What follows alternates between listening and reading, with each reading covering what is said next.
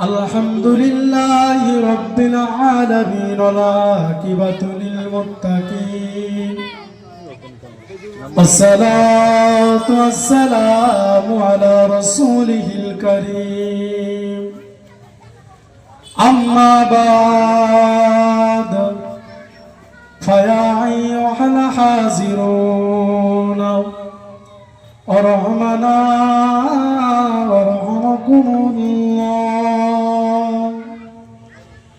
ইন্নাল্লাহা ওয়া মালাইকাতাহু ইউসাল্লুনা আলান নাবিয়্যি ইয়া আইয়ুহাল্লাযীনা আমানু সাল্লু আলাইহি ওয়া সাল্লিমু তাসলিমা আল্লাহুম্মা সাল্লি আলা সাইয়্যিদিনা মাওলানা মুহাম্মদ ওয়া আলা আলি সাইয়্যিদিনা মাওলানা মুহাম্মদ এ হালিমা তোর ঘরে আজ এ হালিমা তোর ঘরে আজ কে এসেছে দেখো না দিন দুনিয়ার বাদশা সেজে তাজদারে মদিনা নূর নবীজি ছোটবেলায় নূর নবীজি ছোটবেলায় ছাগল চড়াই ময়দানে ফেরেশতারা দেখব বলে লুকিয়ে থাকেন কোনখানে মেঘ সে ছায়া করে গেন মেঘ সে ছায়া করে গেন নূর নবীজির মাথাতে সরফ এসে হাওয়া করেন দয়ার নবীর গায়েতে এমন নবী দুনিয়াতে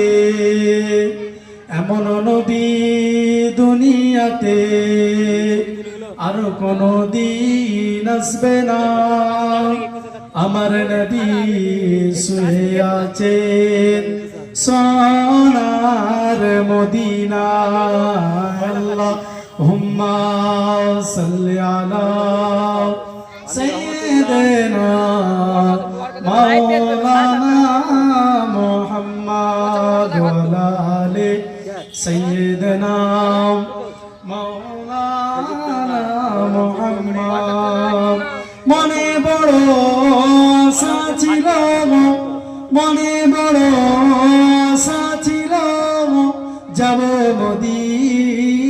মদিনায় ভক্তি আছে নাই রে শক্তি কেমনে যাব মদিনায় পাখির মতো থাকতো যদি পাখির মতো থাকতো যদি আমার দুটি ডানা উড়িয়ে সাগর পাড়ি দিতাম সোনার মদিনায় আল্লাহুম্মা সাল্লি আলা সাইয়্যিদিনা মাওলানা মুহাম্মদ ওয়া আলা আলি সাইয়্যিদিনা মাওলানা মুহাম্মদ কলমা লা ইলাহা ইল্লাল্লাহ লা ইলাহা ইল্লাল্লাহ লা ইলাহা ইল্লাল্লাহ মুহাম্মাদুর রাসূলুল্লাহ হাসবি রব্বি জাল্লাল্লাহ মা ফি কলবি গায়রুল্লাহ নূর মুহাম্মদ সাল্লাল্লাহ হক লা ইলাহা ইল্লাল্লাহ লা ইলাহা ইল্লাল্লাহ লা ইলাহা ইল্লাল্লাহ মুহাম্মাদুর রাসূলুল্লাহ সাল্লাল্লাহু عليه وسلم قال الله تعالى في كلامه المجيد وفي الفرقان الحميد لقد كان لكم في رسول الله أسوة حسنة قال الله تعالى في كلامه المجيد وفي الفرقان الحميد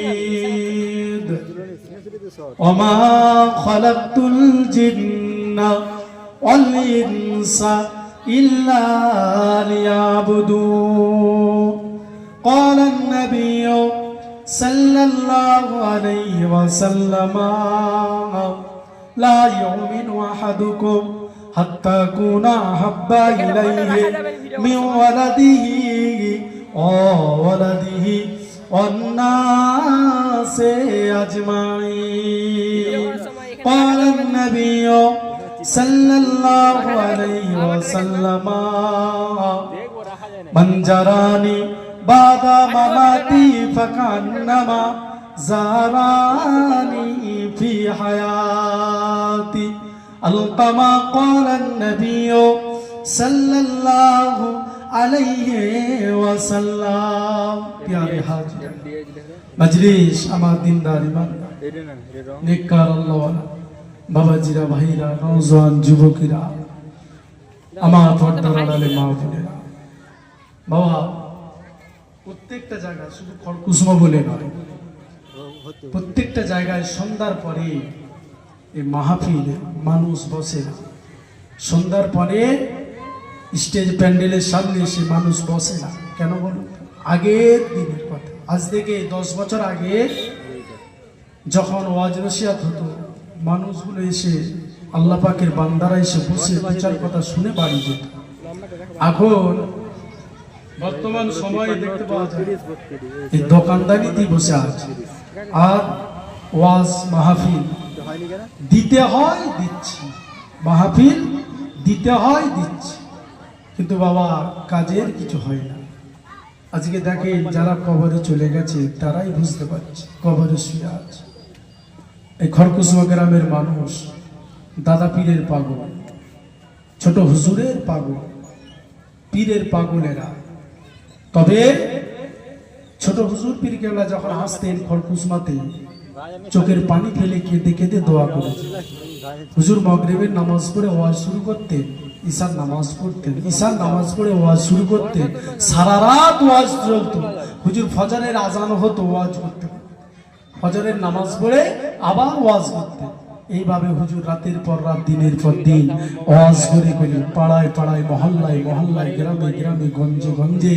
হুজুর খানকায় খানকায় ওয়াজ নসিহত করে ইসলামের আলো জ্বালিয়ে দিয়েছে বাবা সেই দাদা হুজুরের পাগল আমরা আজকে দেখেন পৃথিবীর জমি বর্তমান পৃথিবীটা পুরো স্বার্থের উপরে চলছে ধোঁকাবাজের উপরে চলছে পুরো পৃথিবীটা দেখেন সেটা আপনি আমি বলে নয় সবার ক্ষেত্রে পুরো চিটিং এর উপরে চলছে বুঝতে পারছেন আগেকারের মানুষের ঈমান ছিল মজবুত পাকা ঈমান ছিল তাদের ঈমান ছিল পাকা এই মাহফিলের ফজিলত মর্তবা মাকাম আল্লাহ কত দিয়েছে আমরা এখনো জানি না যেই দিন রাসূল ওয়াজ করেছিল মদিনার মসজিদে নববী শরীফে সাহাবাদেরকে নিয়ে এইভাবেই রাসূল বসে বসে ওয়াজ করতেন সাহাবারা বসে বসে ওয়াজ শুনেছি আর আজকে রাসূল দুনিয়া থেকে আজ থেকে ১৫০০ বছর আগে রাসূল আমার ইন্তেকাল করে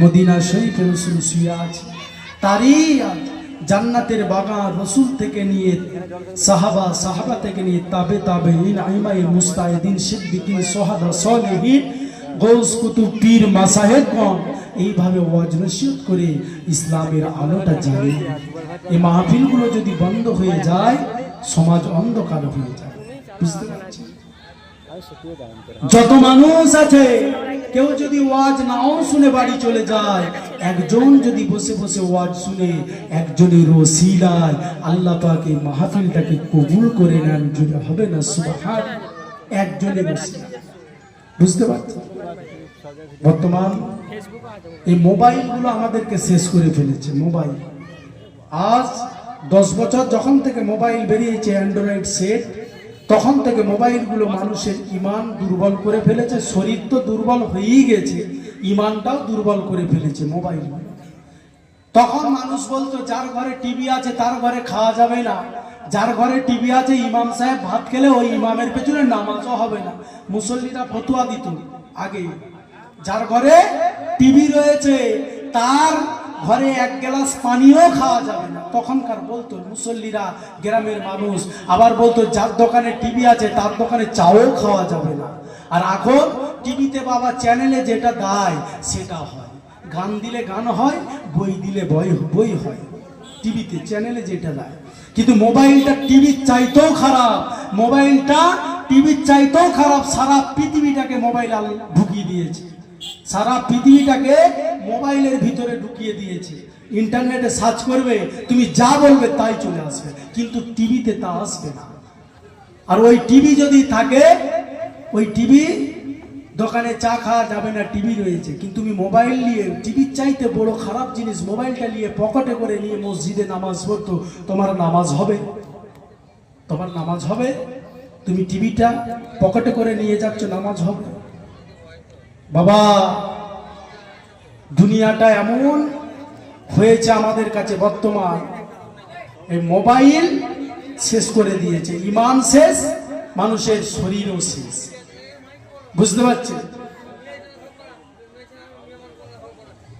তাই আমার বাবাজিরা, ভাইরা, এসে বসো, কথা আলাপ আলোচনা। বিশাল বড় বক্তা নয় বাবা যে জ্ঞান দেব তোমাদের, জ্ঞান দেওয়ার মতো কিছু। যতটুকুন পড়েছি, বুঝেছি, জেনেছি, ততটুকুন বলবো। আল্লাহ আল্লাহ রসুলের কথা, হ্যাঁ, যতটুকুন আল্লাহ রসুলের কথা বুঝেছি, পড়েছি, ততটুকুন বলবো। নিজের ব্যক্তিগত আমার কারো উপরে রাগ নেই যে রাগ ঝাড়তে এসেছি বাবা। বুঝতে পারছে? খড়কুটুমা মানুষ, খড়কুসমার মানুষ, দাদা পীরের পাগল, এটা মাথায় রাখ। কেন বাবা?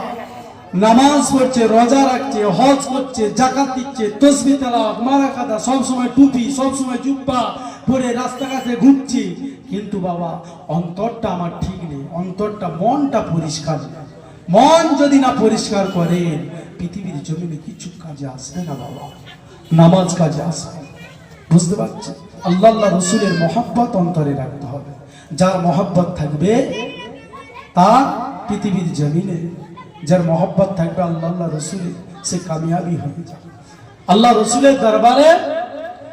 রসুলের দরবারে একজন মুসলমান আর একজন ইহুদির সাথে মদিনাতে ঝগড়া বেঁধে গেল। মদিনায় ঝগড়া বেঁধেছে কিসের জন্য? পানি বন্টন নিয়ে। দেখবে, পানি বন্টন নিয়ে মদিনাতে ঝগড়া বেঁধে গেলেন একজন ইহুদির সাথে একজন মুসলমান। ইহুদি বিচার চাইছে, কার দরবারে যাবে? ইহুদি মুসলমানকে বললে, চলো রসুলের দরবারে যাওয়া হোক, আমার রসুল যেটা ফাইসালা দেবে ওই ফাইসালাটাই মেনে নেওয়া হবে। ইহুদি চলে গেলেন আমার রসুলের দরবারে। তবু মুসলমান বলল না যে রসুল যে ফাইসালা দিবে আমি মুসলমান হিসাবে মেনে নেব। রসুলের দরবারে যাওয়া হলো, আল্লাহ নবী ফাইসালা দিলেন। কি ফাইসালা দিলেন? ইহুদিকে জিজ্ঞাসা করলেন, ইহুদি কি হয়েছে? মুসলমান ইহুদিকে দাঁড় করিয়ে রসুল ফাইসালা দিচ্ছে যে পানি বন্টনের নিয়ে একটু সমস্যা বেঁধেছে মদিনায়, সেই জন্য আল্লাহ রসুল দেখার পরে বিচার করলেন, ইহুদির দিকে রায় চলে গেলেন, ইহুদির পক্ষে রায় চলে গেলেন। তখন মুসলমান রসুলের সামনে দাঁড়িয়ে বলছে, আমি রসুলের বিচার মানি না বলে বেরিয়ে চলে আসে রসুলের দরবার থেকে। একজন ইহুদি বললেন না, একজন মুসলমান বলছে রসুলের বিচার মানি না, শুধু পানির ফাইসালা। ইহুদির পক্ষে চলে গেছে, ইহুদির পক্ষে যাওয়ার কথা। রসুল বিচার করছে, রসুল বসে আছে, রসুল বিচার করছে, পক্ষে গেছে, বিচার করে দিয়েছে। ইহুদির পক্ষে রায় চলে গেছে। মুসলমান তখন বলছে রসুলের বিচারও মানি না বলে দরবার থেকে বেরিয়ে চলে। আল্লাহ রসুল তো তাকে মারবে না, বেঁধে দেবে না। দুজনে বলা করছে বিচার কার কাছে যাওয়া যায়? ওই চলো আবু বাক্কারের দরবারে যাব। তিনি তো সিদ্দিক, সত্য কথা বলে। আবু বাক্কারের দরবারে গেলেন। আবু বাক্কারের কাছে যে বলছে, বাবা আবু বাক্কার, আমাদের পানি নিয়ে সমস্যা হয়েছে, পানি নিয়ে ঝগড়া হয়েছে, মদিনাতে এর বিচারটা করে দাও। আবু বকর বললেন, প্রথমে কার দরবারে গিয়েছিলেন? রসুলের কাছে গিয়েছিলাম, রসুল বিচার করেছে, রসুলের বিচারটা হয় না, সেই জন্য আপনার দরবারে এলাম। আপনি সিদ্দিক, আপনি সত্যবাদী। আবু বকর দেখলেন বিচার রসুল যেহেতু করেছে, সেই বিচারের উপরে আমি আবু বকর বিচার করতে পারবো না। ইহুদির কাছে সওয়াল করলেন, ইহুদি বললেন এই ব্যাপার। আবু বকর ইহুদির পক্ষে আবার রায় দিয়ে দিলেন। তখন মুসলমান বলছে, তার দাড়ি ছিল, জুব্বা ছিল, টুপি ছিল, হাতে তসবি ছিল। সেই মুসলমান বলছে আবু বকরের বিচার আমি মানি না, বলে দরবার থেকে বেরিয়ে গেলেন। আবু বকরের বিচার মানল না, গিয়ে চলে গেলেন। বলা হচ্ছে কার দরবারে যাওয়া যায়? হ্যাঁ, খলিফাতুল মুসলিমিন ওমর ফারুকের দরবারে যাচ্ছে। চলো তো লাশ বিচার, লাশ ফাইসালা, ওমর যেটা ফাইসালা করবে আমরা মাথা পেতে মেনে নেব। ইহুদিরা চলে গেলেন ওমরের দরবারে। ওমরকে যে বলছে, ওমর আমাদের মদিনাতে পানি বন্টন নিয়ে সমস্যা বেঁধেছে, এই ব্যাপার। প্রথমে কার দরবারে গিয়েছিলাম? রসুলের দরবারে গিয়েছিলাম, রসুল ইহুদির পক্ষে রায় দিয়ে দিয়েছে। ওমরের চোখ লাল হয়ে গেলেন, ওমর রাগান্বিত হয়ে বলছে, তারপরে কার দরবারে গিয়েছিলাম? বলছে ওমরের দরবারে, প্রথমে রসুলের দরবারে গিয়েছিলাম। এই করছি, এই তোমরা এমন করছো কেন? ভালো লাগে না, বেরিয়ে যাও, যাও যাও, ডিস্টার্ব করো না, যাও। তারপরে কার দরবারে? আবু বকরের দরবারে গিয়েছিলাম। ওমর আরো লাল হয়ে গেল। ওমর কথাটা শোনার পরে, আল্লাহ রসুলের বিচার মানে না, আমি ওমর দেখব না। তোমার বিচার যদি পক্ষ চলে যায়, তুমি সর্বপ্রথম আল্লাহ রসুলের বিচারকে অমান্য করেছো, আমি ওমর সহ্য করতে পারি না। আমার রক্ত গরম হয়ে গেল। ওমর উলঙ্গ তরোয়াল বাই করিয়ে মুসলমানের গর্দনকে জুদা করে দিলেন। জোরে হবে না সুবহানাল্লাহ। ওমরের বিচার ছিল, রসুলের বিচার তুমি মানো না, তুমি মুসলমান হতে পারো না। জোরে হবে না। তুমি মুসলমান হতে পারো না। যে রসুলের বিচার মানে না, সে কি মুসলমান?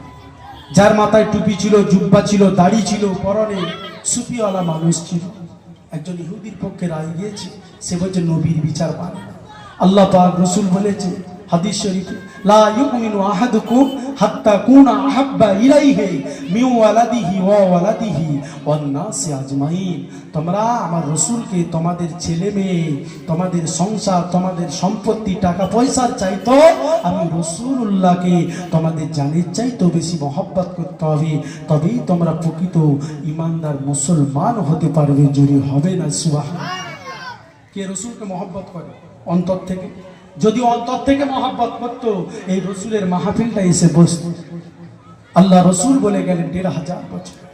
সাহাবারা জিজ্ঞাসা করলেন, ইয়া রাসূলুল্লাহ, হাবিবাল্লাহ, হুজুর জান্নাতের বাগান তো দুটা, জান্নাত তো 8টা, তা 8টা জান্নাতের ভিতরে দুনিয়ায় আবার জান্নাত কোথায়?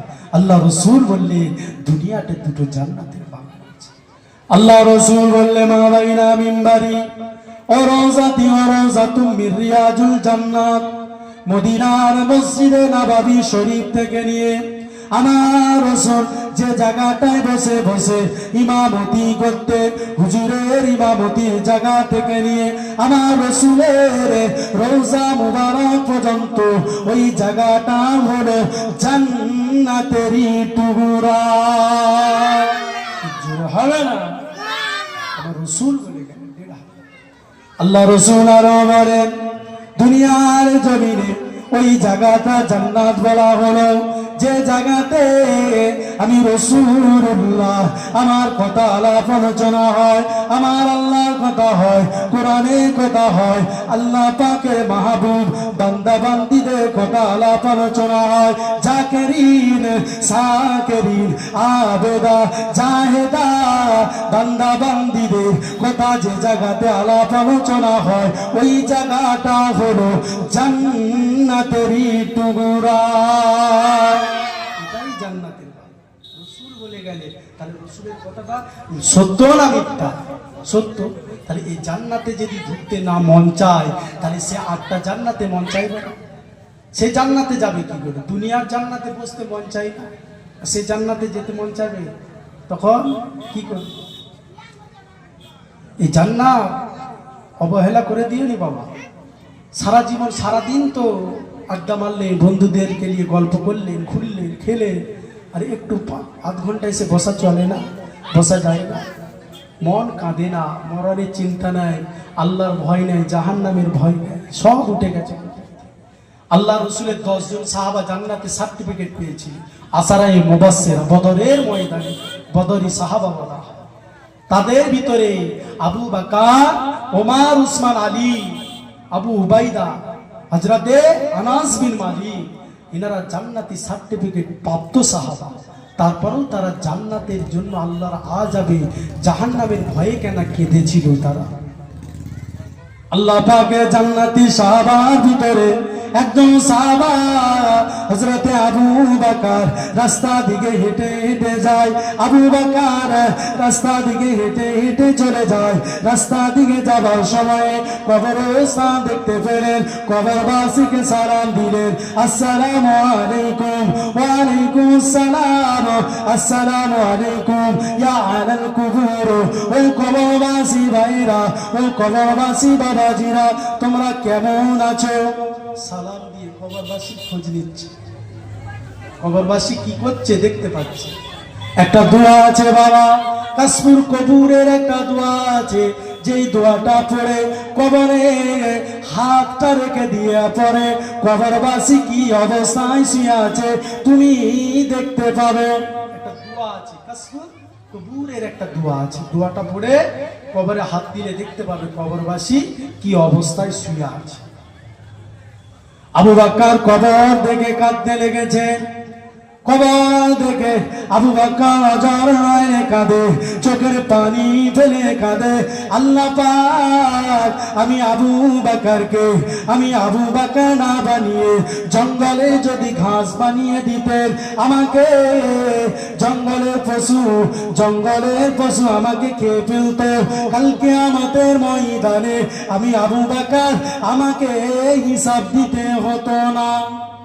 কবরের ভয়ে কাঁদছে।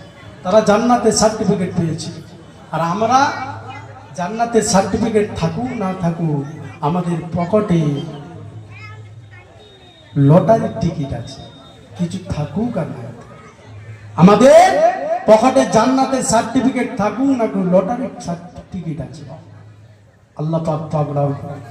হযরতে ওমর কাদের, খলিফাতুল মুসলিমিন কবরকে দেখে কাঁদে, আযাবে জাহান্নামের ভয়ে কাঁদে। আল্লাহ পাক আমি ওমর বড় চিন্তা হয়, কালকে আমাদের ময়দানে আমি ওমরকে যদি জাহান্নামী বলে দেন, আমি ওমর কোথায় যাব, কি করব? আমি ওমর যদি জাহান্নামী হয়ে যায়, লক্ষ লক্ষ কোটি কোটি মানুষের ভিতরে আমাকে জাহান্নামী করে দেবে, আমি ওমর লজ্জিত হয়ে যাব, শর্মিন্দ হয়ে যাব। এই বলে আমার কবরের পাশে এত কান্না কেঁদেছিলেন। ওমরের কান্নাতে দাড়ি মুবারক ভিজে গিয়ে জুব্বা মুবারক ভিজে যেতে। ওমর কাঁদছে বাবা, সেই কান্না আর আমাদের কান্না, সেই কান্না আমরা মেয়ের প্রেমে কাঁদছি, আর তারা আল্লাহর প্রেমে কেঁদেছে। তারা জান্নাতে যাবে, বুঝতে পারছি, তারা জান্নাতে যাবে না তো আমরা যাব। হ্যাঁ বলছে রসুলের উম্মত, আল্লাহ রসুল সাফাত করবি, নামাজ না পড়লেও জান্নাতে চলে যাবে। অনেক লোক বলে না শেষ নবীর উম্মত, জান্নাতে একদিন যাব, জেল খেটে হলেও যাব। আল্লাহ বলছে রসুলের উম্মত হয়েছে তো কি হয়েছে, শিরক যদি করে ফেলো আমার রসুলের উম্মত হয়েও কাজে আসবে, রসুলের উম্মত হয়েও কাজে আসবে। শিরিক দুই প্রকার, শিরিকে আসগার, শিরিকে আকবার। বড় শিরিক, ছোট শিরিক বাবা কিচ্ছু কাজে আসবে। সেই দিনকে স্মরণ করো, সেই দিনকে স্মরণ করেও আল্লাহর ভয়ে নামাজটা পড়ো, আর মানুষের সাথে ভালো ব্যবহার। মানুষ যদি ভালো বলে আল্লাহ ভালো। হুকুকুল্লাহ আল্লাহর হক, হুকুকুল ইবাদ বান্দার হক, দুটো হক আছে। বান্দার হক বান্দা যদি না মাফ করে আল্লাহ মাফ করবে। বুঝতে পারছি যে আবু বকর জীবনের জিন্দেগিতে, যে আবু বকরের এক রাতের আমল, এক রাতের আমল, আল্লাহ রসুল বলছে আমার আবু বকরের এক রাতের আমল দাঁড়িপাল্লার অপর পাশে রাখা যায়। সারা পৃথিবীর মানুষের যত আমল আছে অপর পাল্লায় রাখা যাবে, আমার আবু বকরের পাল্লাটা ভারী হয়ে যাবে। জোরে হবে না সুবহানাল্লাহ? কেমন আবু বকর আছে বুঝতে পারছি। যে আবু বকর সম্পর্কে আমার নবী নূরুন নবী দয়া নবী বলেন, আমার আবু বকর আমি রাসূলুল্লাহ, আমার দুঃখের দিনের সাথী সুখের দিনের সাথী। আমার আবু বকর এত কষ্ট করেছে আমি রাসূলুল্লাহর জন্য। আমার আবু বকর মাথার ঘাম পায়ে ফেলেছে বাবা। আমার আবু বকরকে আমার আল্লাহ কবুল করে নিয়েছে। আমার আবু বকরকে আমার আল্লাহ কবুল করে নিয়েছে। কে বলছেন? আমার রাসূল। সারা পৃথিবীর মানুষের ইবাদত, নামাজ, রোজা, হজ, যাকাত, তাসবিহ, তেলাওয়াত, সারা পৃথিবীর মানুষের ইবাদত যদি, আমল যদি দাড়িপাল্লার এক পাশে রাখা যায়, আমার আবু বকরের এক রাতের আমল যদি অপর পাল্লায় রাখা যায়, আমার আবু বকরের এক রাতের আমলের দাড়িপাল্লাটা কাল কিয়ামতের ময়দানে ভারী হয়ে যাবে। কেন রাসূল? এক রাতের আমলের পাল্লাটা কিয়ামতের ময়দানে ভারী হয়ে যাবে। কেন রাসূল? এক রাতের। আর আমরা যদি বলি বন্ধু ওই রাস্তার মোড়ে তুমি দাঁড়িয়ে থাকবে, আমি 10টার সময় যাব, তোমার গাড়িতে চেপে বাজারে যাব।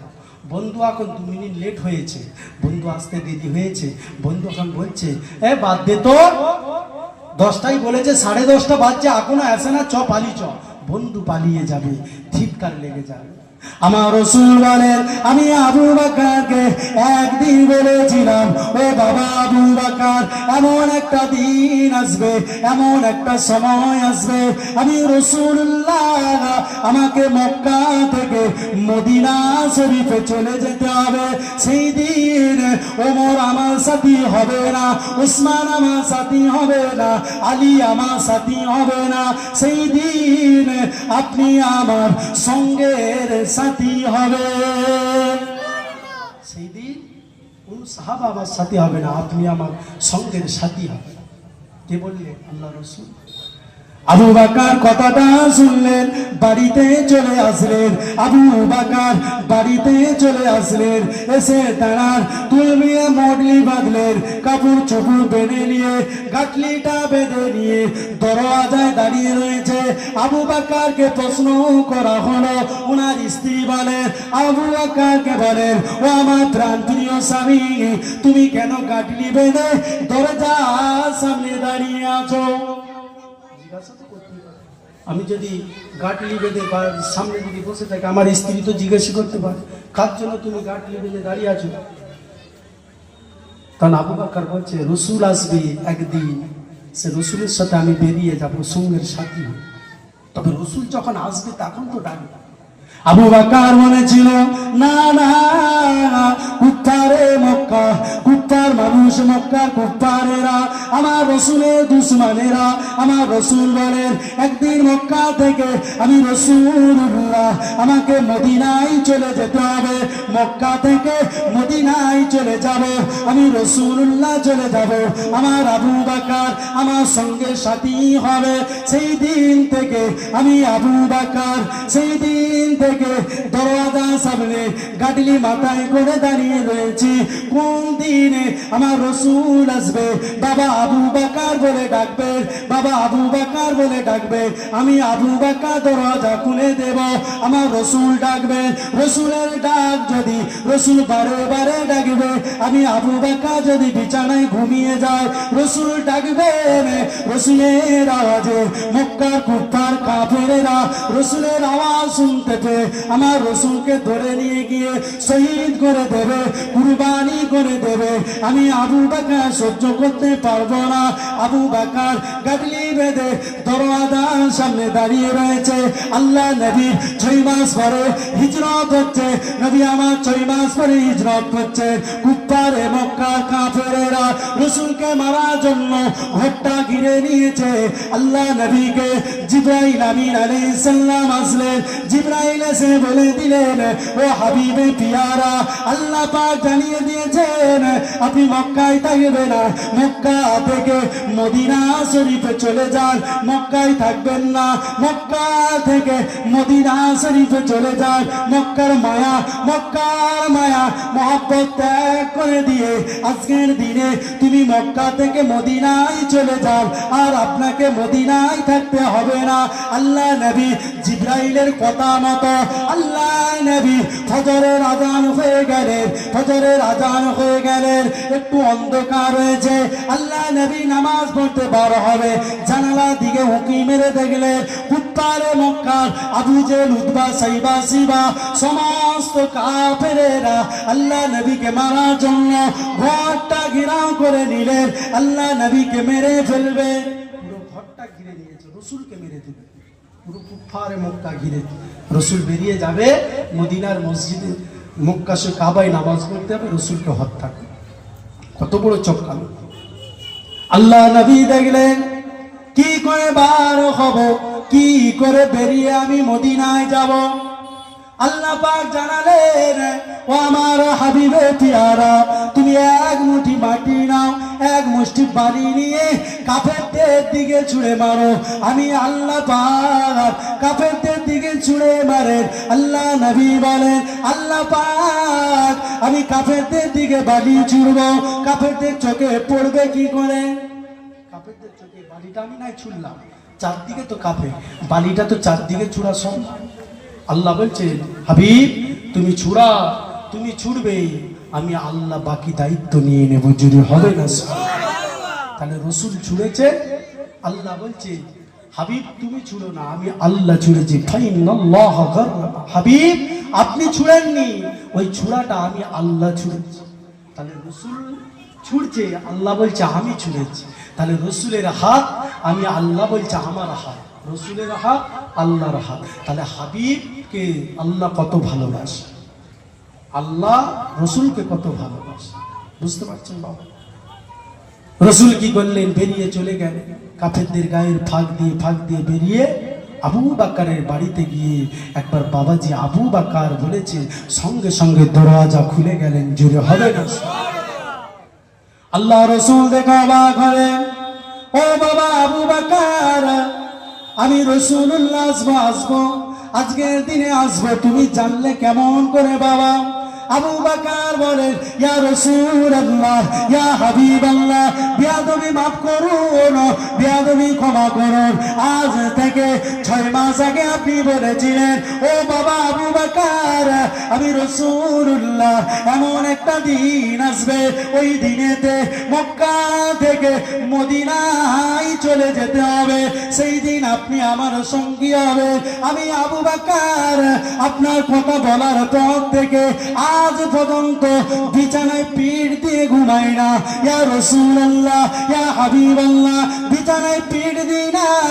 আমি আবু বকর চিন্তা করি, কোন দিন কোন সময়তে আল্লাহ নবী এসে আবু বকর বলে ডাকবে, আমি আবু বকর ঘুমিয়ে যাব। আমি আবু বকর যদি ঘুমিয়ে যায়, রসুল ডেকে রসুল ডাকবেন, রসুলের ডাক শুনে মক্কার কাফেরেরা আমার নবীকে হত্যা করে দেবে, আমার রসুলকে হত্যা। আমি আবু বকর বড় কষ্ট পেয়ে যাব। ইয়া রাসূলুল্লাহ, আমি সেই দিন থেকে গাটলি মাথায় করে নিয়ে দাঁড়িয়ে আছি, আপনি আসবেন, আপনার সাথে বেরিয়ে সঙ্গের সাথী হয়ে বেরিয়ে যান। রসুল বেরিয়ে পড়লেন, আবু বকরকে নিয়ে মক্কা থেকে মদিনা শরীফে রওনা। হাজি সাহেবরা বলে 360 মাইল কিতাবে বলছে, কিন্তু 600 মাইল রাস্তা। যে সমস্ত হাজিরা যায় মক্কা থেকে মদিনা, 600 মাইল রাস্তা, 600 কিলোমিটার।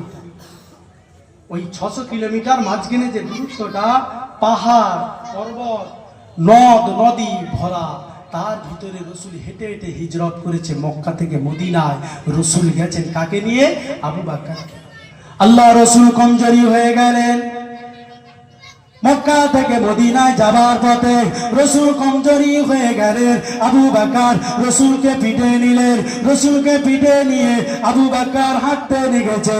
আল্লাহ নবী বলেন, ও বাবা আবু বকর, তোমার বড় কষ্ট হয় বাবা, আমি রসুল্লাহকে একটু নামিয়ে দেন বাবা, হীরা গুহাতে একটু আশ্রয় নেব, একটু আরাম করব, একটু বিশ্রাম নেব। আবু বকর নামালে রসুলকে নিয়ে হীরা গুহাতে আশ্রয় নেয়। হীরা গুহায় রসুল আরাম ফারমা গুহাতে ঢুকেছে। আর গুহার ভিতরে গর্ত রয়েছে। আর গর্তের ভিতরে বিশাল বড় ঘটনা, একটা সাপ ছিল, কামড় মেরেছিল। কার পায়ে?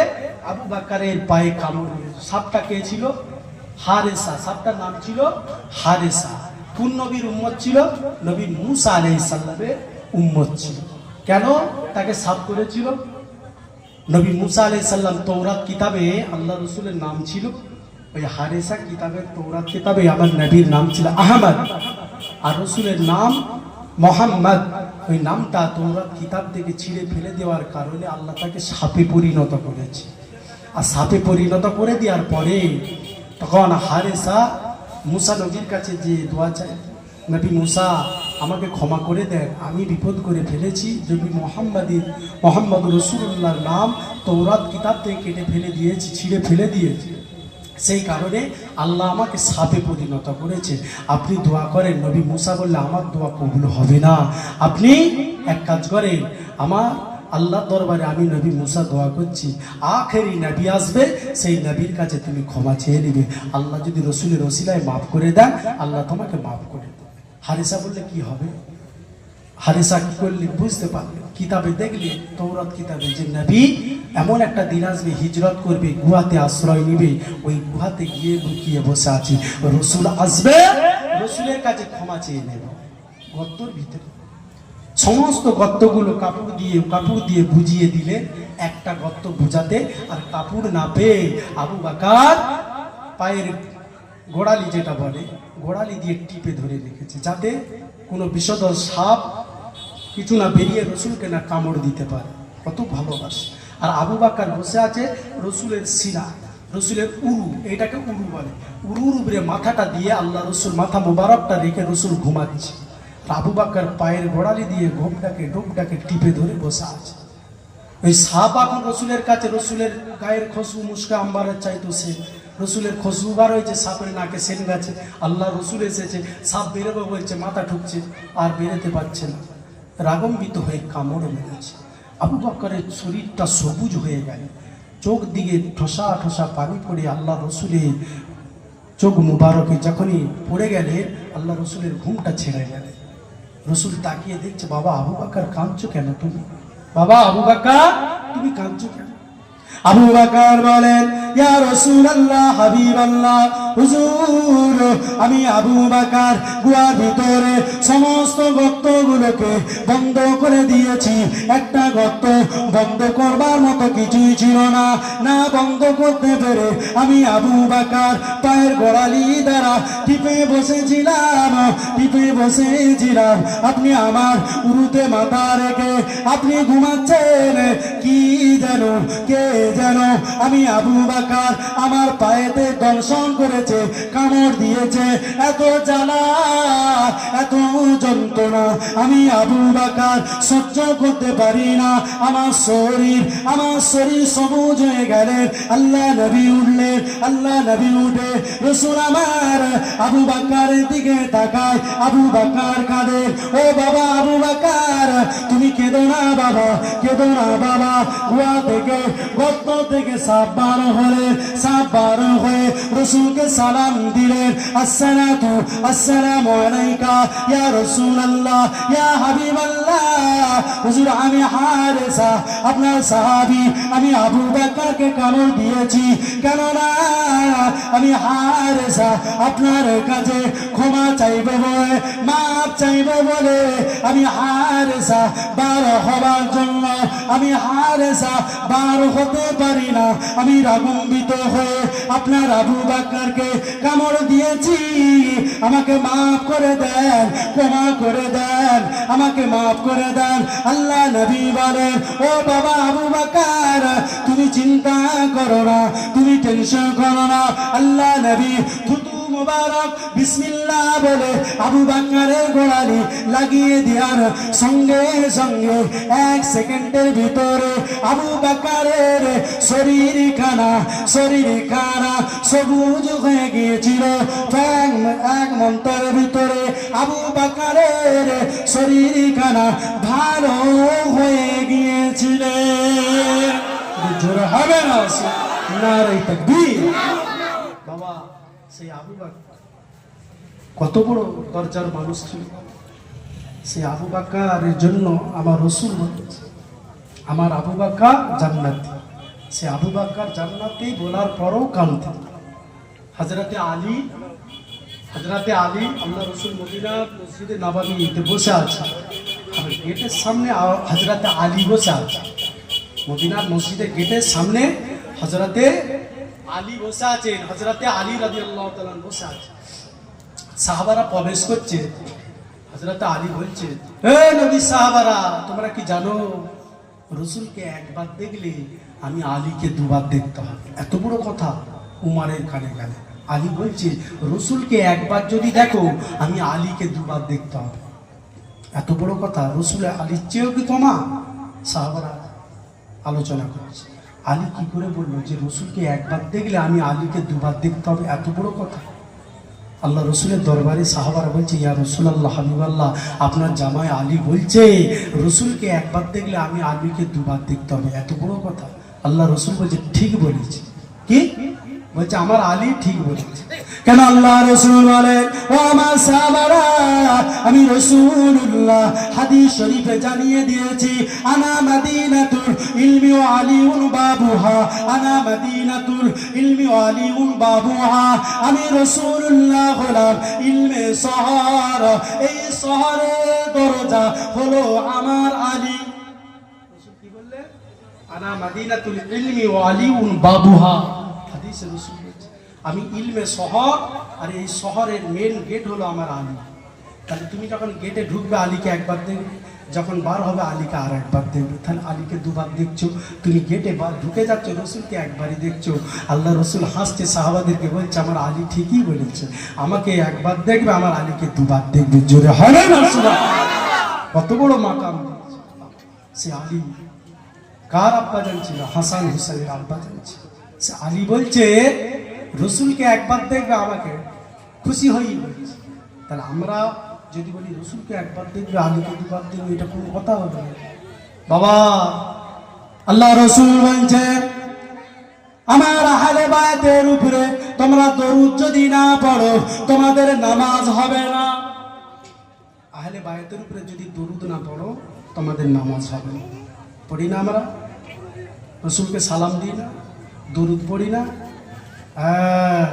আত্তাহিয়াতু লিল্লাহি ওয়াস সালাওয়াতু ওয়া তাইয়্যিবাতু আসসালামু আলাইকা আইয়ুহান নবী ওয়া রাহমাতুল্লাহি ওয়া বারাকাতুহু, আসসালামু আলাইনা ওয়া আলা আলি ইবাদিল্লাহি সালিহিন, আসসালামু আলাইকা। এই যে আত্তাহিয়াতুটা পড়ে না, আসসালামু আলাইনা ওয়া আলা ইবাদিল্লাহি সালিহিন, আশহাদু আল্লা ইলাহা ইল্লাল্লাহু ওয়া আশহাদু আন্না মুহাম্মাদান আবদুহু ওয়া রাসূলুহু। আপনি আহলে বায়তের উপরে দরুদ পড়ছেন না? দরুদ যদি না পড়ে আপনার নামাজ হবে না। বাবা আজান হচ্ছে, বস।